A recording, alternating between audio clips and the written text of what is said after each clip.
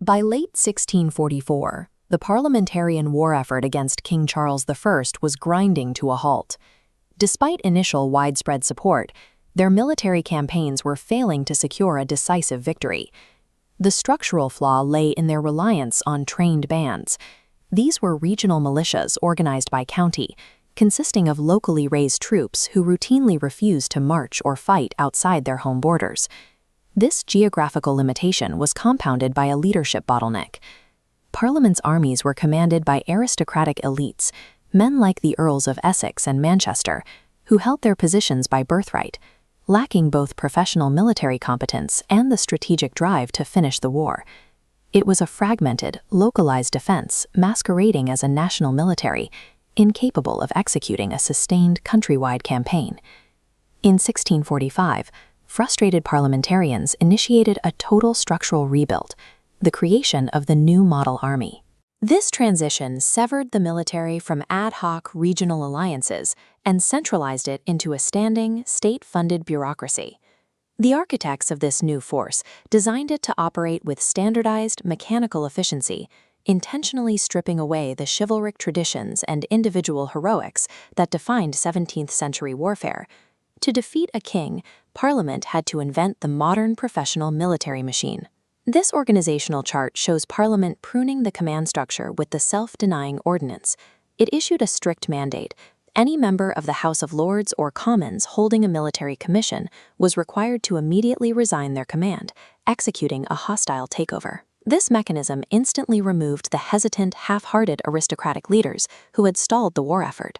To fill the vacuum, Parliament installed Sir Thomas Fairfax as the new Lord General. Fairfax rebuilt the officer corps around a strict meritocracy, demanding that promotion rely purely on combat efficiency rather than social status.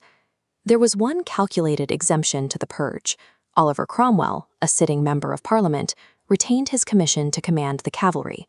This was framed strictly as an operational necessity due to his proven tactical skill.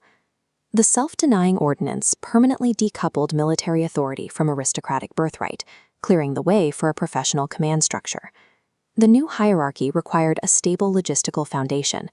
Parliament replaced the unreliable system of local county levies with a massive influx of centralized national taxation. By funneling national revenue into a single treasury, Parliament established standardized daily pay rates. This reliable income removed the economic pressure to desert, allowing Fairfax to enforce a strict code of conduct and making obedience a strict requirement of employment. With the logistics secured, Parliament installed the ideological programming. They distributed a pocket-sized manual to the troops, known as the Soldier's Catechism. The text instilled a radical Puritan zeal, aligning the thousands of new recruits to a singular purpose and framing their deployment as a religious mandate against tyranny. Regular centralized pay and standardized ideology overrode traditional feudal loyalties, forging a unified instrument of the state. On the battlefield, this standardization translated into rigid force structure. Parliament authorized an army of 22,000 men, precisely divided into regiments of foot, regiments of horse, and mounted dragoons. Infantry units were issued mass-produced red tunics to ensure visual uniformity. They deployed in a strict tactical ratio, placing 2 firearm-wielding musketeers for every single heavily armored pikeman. As we see in this artifact, the cavalry hardware was standardized. Troopers discarded heavy, outdated plate armor in favor of the lighter harquebusier loadout. This lobster-tailed pot helmet features a ribbed crown and a movable visor. It provided crucial protection against sword cuts while prioritizing high visibility and brutal utility. Cromwell updated their doctrine to match the hardware. He forced troopers to ride tightly packed, knee to knee, and strictly forbade the uncoordinated looting charge, requiring them to hold the field instead of chasing fleeing enemies. Strict drills and standardized hardware replaced individual aristocratic bravery with synchronized mechanical force. In June 1645, the new model army faced its ultimate stress test against King Charles's veteran forces at the Battle of Naseby.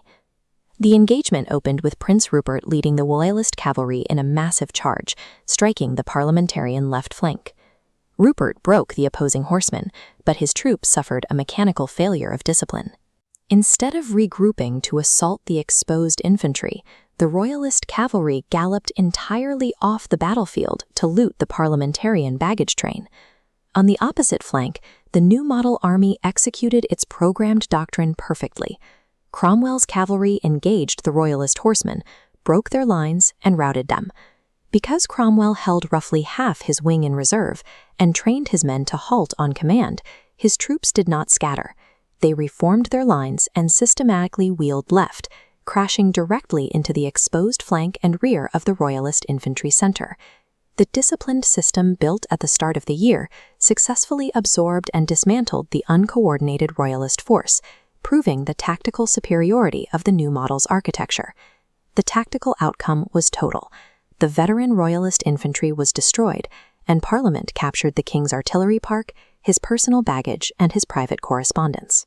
The Royalists would never again field an army of comparable quality. Their feudal model lacked the centralized institutional structure required to rapidly fund and rebuild a shattered force. The new model army proved that a professionalized, state-funded, meritocratic machine will permanently destroy any military apparatus built on chivalric romance and feudal fragmentation.